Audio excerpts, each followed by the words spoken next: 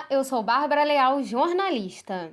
E eu sou o professor João Rafael Maia, sou farmacêutico formado pela UFRJ e mestrando em ciências farmacêuticas pela mesma instituição. Nesse podcast, nós vamos falar sobre a bioquímica dos aminoácidos, das proteínas e das enzimas. Vamos lá?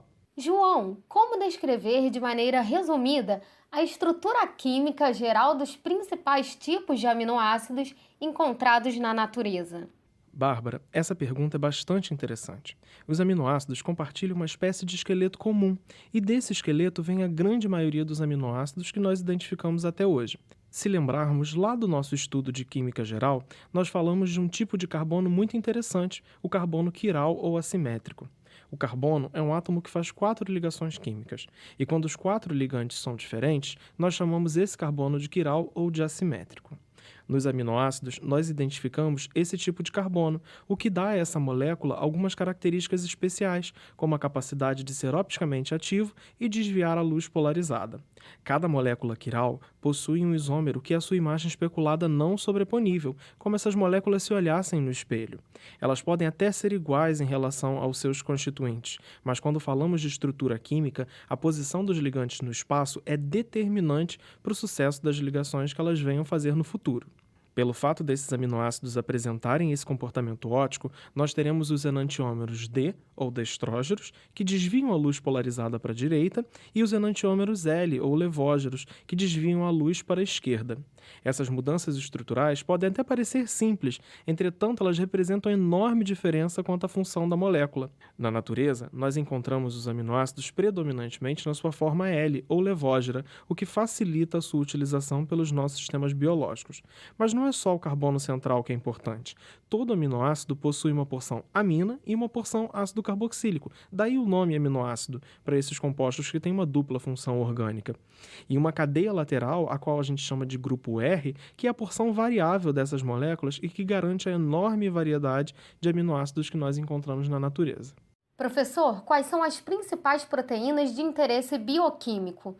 Você poderia falar um pouquinho sobre alguns aspectos delas, como, por exemplo, as diferentes conformações estruturais, funções nos organismos vivos e etc.? Bárbara, para responder essa pergunta de forma completa, eu levaria aqui uma tarde inteira. Mas vamos lá. As proteínas, elas são muito importantes na nossa fisiologia, em muitos aspectos diferentes. Desde os aspectos estruturais, aqueles que dão forma às nossas células e outras estruturas, até aqueles funcionais, quando elas participam efetivamente das atividades, quando elas colocam a mão na massa. Nós temos importantes proteínas que atuam como transportadores, como é o caso da hemoglobina e da mioglobina. Essas duas proteínas atuam no transporte de oxigênio no nosso organismo, o que faz com que esse gás inspirado, obtido pelos pulmões, chegue até as nossas extremidades, ao sistema nervoso central e também aos músculos, garantindo nosso movimento e desenvolvimento. Ainda falando de músculo, nós temos duas proteínas interessantes, a actina e a miosina, que são fundamentais e dão aos nossos músculos as funções contráteis, que faz com que esse tecido tenha a capacidade de contrair e relaxar frente aos mais variados estímulos. Falando sobre questões estruturais, nós temos proteínas interessantes de aspecto clínico, como a queratina e o colágeno. Essas duas proteínas, elas entremeiam as nossas células epidérmicas e outros tipos celulares também, garantindo força e dando estrutura aos nossos tecidos, como a pele, por exemplo.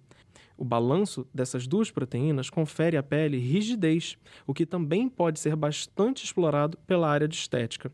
E muitas outras funções do nosso organismo são regidas pelas proteínas, como o nosso mecanismo de defesa, os estímulos à divisão celular, algumas modulações hormonais e tantas outras que justificam a importância da gente estudar tanto essas macromoléculas. E as enzimas, como descrevê-las? Vou descrever as enzimas em apenas uma frase. Elas são peças centrais de todos os nossos processos bioquímicos.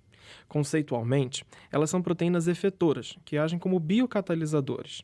Elas promovem as reações de transformação de um substrato em produto, conferindo assim agilidade, especificidade e eficiência nesse processo. Aqui entra tudo que nós vimos no nosso conteúdo sobre aminoácidos e proteínas, pois para que a enzima haja com tamanha eficiência, ela precisa estar na sua conformação ideal, com seu sítio ativo pronto para a ligação do substrato. E essa conformação ideal se dá pela interação dos resíduos de aminoácido que compõem essa estrutura proteica tridimensional. Pequenas alterações desses resíduos já são capazes de inutilizar a enzima, colocando em risco a reação que ela catalisa ao diminuir a sua afinidade com o substrato. Para finalizar, você poderia listar as doenças relacionadas à deficiência enzimática e falar também sobre o tratamento? Sendo as enzimas tão essenciais para a nossa bioquímica, desajustes relacionados a elas podem causar inúmeras doenças. Nós podemos dizer que esses desajustes podem ser em relação à quantidade delas, se essas enzimas estão em falta ou se elas estão em excesso, ou às suas condições genéticas. Aí a